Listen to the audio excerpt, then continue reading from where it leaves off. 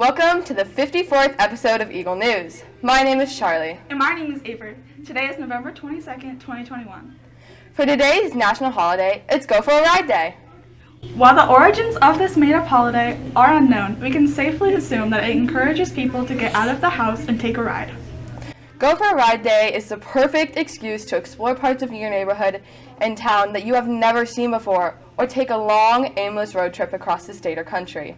Our next video segment is about the creator of the Love Rock. It is a very important and interesting video, and you're going to be painting these rocks today in advisory. So have fun, Eagles. I know I am. What about you, Charlie? Oh yeah, I'm excited. Let's see it. Hi, my name is Susan Dieter Robinson, and I am in Forest Grove, Oregon, and originally from Youngstown, Canfield area up in Northeast Ohio, but went to Ohio State, so I know exactly where you all are in Columbus. And I am the founder of Love Rocks. Love Rocks is a movement that started 7.5 years ago in honor of my daughters, Anna and Abby, who, after a tragic accident in front of my home, it was a hit-and-run accident, they went to heaven. And my husband and I decided very early on in our grieving process that two things. One, we needed to change the narrative of that our daughters' lives were tragic, because a lot of people were talking about them in a way that was tragic, and that was not who they were and who they are now. And we also wanted to do something that in gratitude to our community and people that were helping us through our grieving process, and also supporting us and loving us and praying for us. And so we took a project that we're a blended family. So when we got married, my husband and I, his daughter Abigail and my daughter Anna, who were stepsisters, but we never used the word step, actually made these for our wedding. And so they were river rocks with fabric hearts on them. And after they went to heaven, it was something that we just held on to, those rocks that they made. And we decided that it would be a perfect thing to do in honor of them, and to kind of create a legacy of love and joy. And so the whole premise behind these rocks is that you make them, you put the little tag on the back that says you are loved, and then it has our website, and then you share them whenever you feel moved to do so. You either leave them laying around places, or you intentionally give them to somebody that you know needs some extra little love and joy. And I will tell you, over the last 7.5 years, my life has been filled to the brim with love and joy, even despite my sadness. I tell people often that my baseline emotion is sadness. When I rest, I am sad. My heart hurts and longs for my children every single second of the day. But by making a choice to celebrate my girls and not focus on the tragedy and or the sadness, I in turn have been my bucket has completely been filled up. So just like now, you guys are making a choice, your teachers are making a choice to share Love Rocks with you all, and then you will share Love Rocks with other people. And in you all doing that then fills my bucket. So thank you very, very much. It means a lot to me and my husband and my family. We have another little daughter, Alice, who's 5, and she is a hardcore Love Rocker. So we all thank you. But we also just want our message of our daughters, their legacy, to be one of happiness and hope and love and joy. And with that, I welcome you to the Love Rocks community. It is a worldwide movement, community of people who have shared and made Love Rocks and spread love and joy. And thank you so much for doing that at your school. And I hope that that the peace and the love and the joy and the hope come right back to you. Have a beautiful Thanksgiving holiday, and happy love rocking. Now let's head over to the Eagle News weather station with Josie and McKenzie for today's weather. Thanks, Charlie and Avery. Today's weather will be a high of 34 degrees and a low 24 degrees, with a low chance of rain. There will also be 22-mile-per-hour winds, so stay careful today, Eagles. Stay outside too long, you might turn into an icicle. Now let's go back to the newsroom with Charlie and Avery. For our first video segment, 6th graders in Mr. Meta's Discovering Technology class made digital mosaics. I love seeing what other students are doing in class. Really makes me reminisce of the good old days. Let's roll it.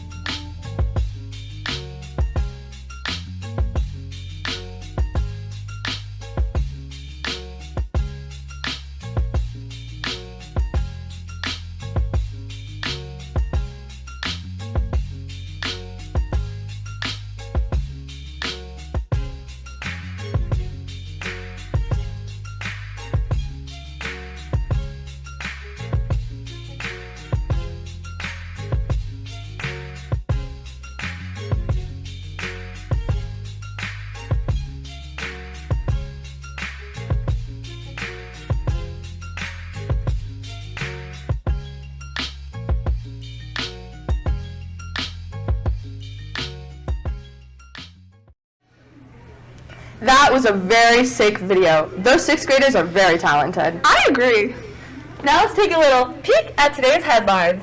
8th graders, if your parents were unable to attend the DC meeting Wednesday last week, there should be a folder in your History Schoology page regarding the information. Remember, Eagles, no school Wednesday to Monday. Enjoy your Thanksgiving break, and don't forget to eat Mr. Meta's favorite, delicious pumpkin pie. Now it's time for our second video segment. For our second video, we have a current event on potty-trained cows, baby rhinos, and a dog running bases. That sounds so cool and interesting. Let's check it out. These are current events.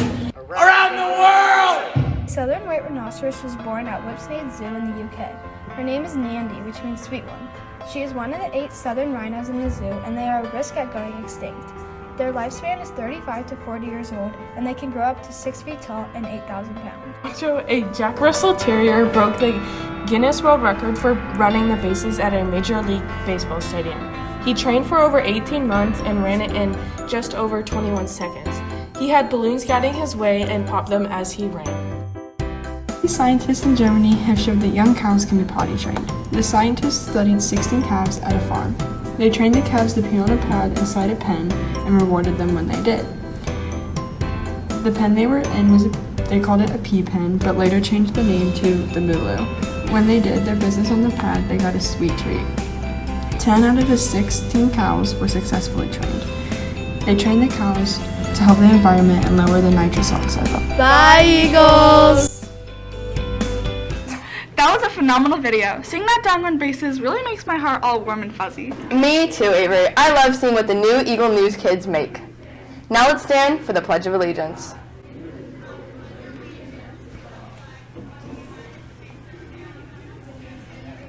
I pledge allegiance to the flag of the United States of America and to the republic for which it stands, one nation, under God, indivisible, with liberty and justice for all. For our last video segment, we will be checking into the history of the Hyatt's Eagle. Let's check it out. The Hyatt's Eagle mascot means fierceness. It means that we soar together. We are all one here at Hyatt. Have you ever wondered how the eagle became such a strong symbol of our school? Well, here's the backstory. Back in 2007, when this building first opened, nobody was here. The only person here was the Eagle mascot. And you see, the Eagle mascot never paid attention to any of his classes. He would always fail until Mr. Meta joined the school. As soon as Mr. Meta joined, the Hyatt's Eagles started paying attention and got better grades.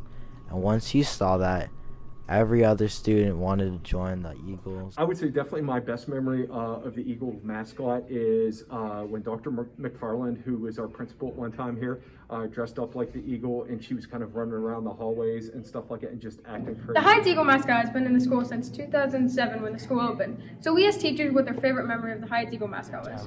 We actually had a real one time, and yeah, it was great. This thing was huge, wingspan of a eagle, you know, and it was fierce like an eagle. So my best memory of the Hyatt's Eagle was the costume itself when Eagle News dresses up and the big eagle walks around and does dance parties. Thanks for watching, Eagles. Bye. The Eagle is a staple here at Hyatt's, and we here at Eagle News hope to get our Eagles into more videos. Aw, yeah, we love the Eagles too and can't wait to see what the Eagle can do in our work. Now it's time for our favorite part. Trivia! Let's go see what McKenzie and Josie have for today's trivia. Thanks, Charleigh and Avery. Yesterday's question was name an event in the Winter Olympics. The top answers were alpine downhill skiing for 40 points, figure skating for 27, luge for 10, ski jumping for 8, bobsled for 5, and hockey for 3. Today's trivia question is, name something you sniff before buying. Again, name something you sniff before buying. Now let's go back to the studio and watch Mr. Meta's Best Thing on the Internet with Charleigh and Avery. Thanks. Now let's see what Mr. Meta found on the internet today.